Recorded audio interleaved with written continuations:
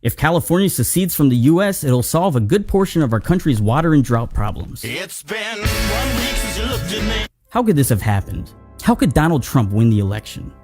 How are there still so many racist, sexist, ableist, homophobic, xenophobic, Islamophobic, bigot voters in this country that Trump could get elected president? We just went through 8 years of social progress towards total equality, having elected and re-elected our first black president, and now our country has taken 5 steps backwards.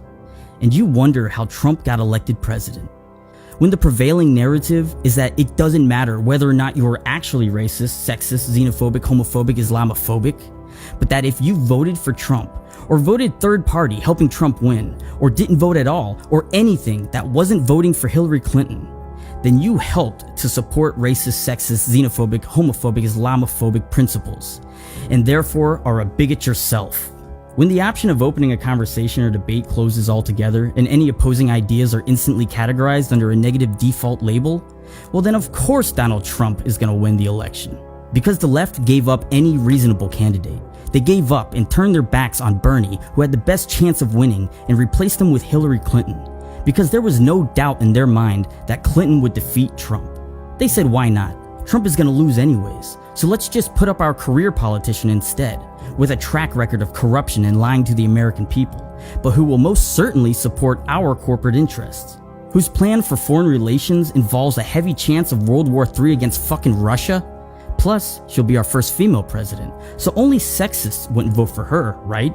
And if all else fails, she'll at least be considered the lesser of two evils. This was the left giving up on even attempting to offer a persuasive argument to gain voters, and it fucking failed.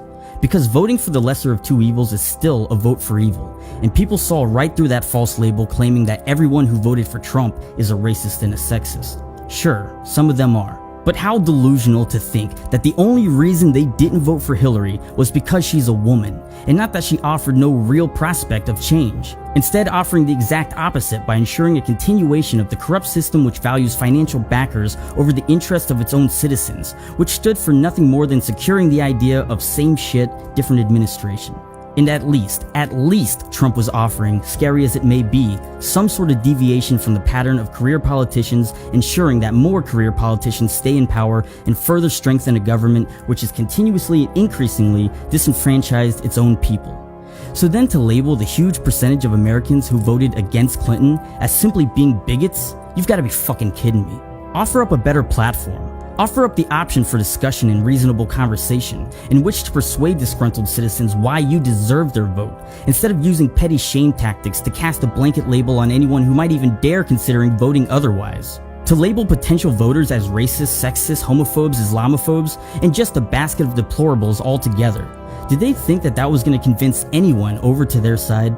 Did they think that by closing any and all debate and saying that if you aren't 100% with us, then you're one of them, and they are pieces of fucking shit, would somehow win support, rather than further alienate a demographic of voters who don't see the world as black and white as you're telling them that it absolutely is?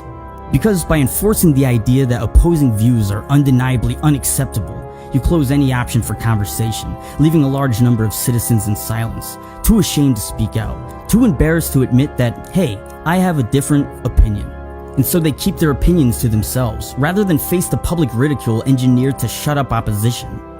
And so whenever you hear an actual racist, an actual sexist, an actual outspoken fanatical bigot on the right scream out something like, "Fuck yeah, Donald Trump, build that wall," it cuts right through the invisible numbers of reasonable silent voters and creates a false perception that all Trump voters must agree with those bigoted ideas, because those people are the only ones who fit our perception of the right.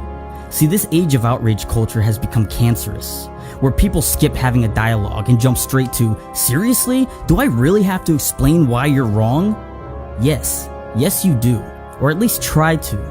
At least try to help others understand your views, and in turn, try to understand theirs, rather than casting them aside and assuming their intentions and beliefs. It is exactly that cancerous culture, lacking in debate, that encouraged so many people on the right and the left to vote against the party which ran on the ideas of silencing rather than listening.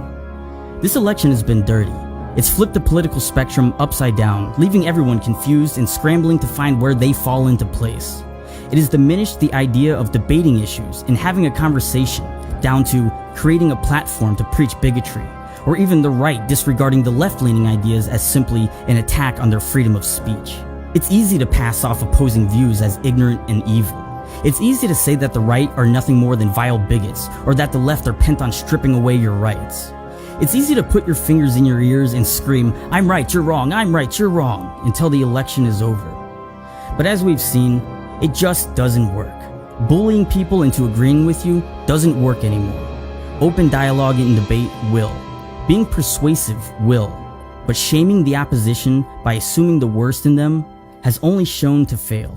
Listen, I'm no political analyst, I just make stupid YouTube videos. We are now living in the age of outrage.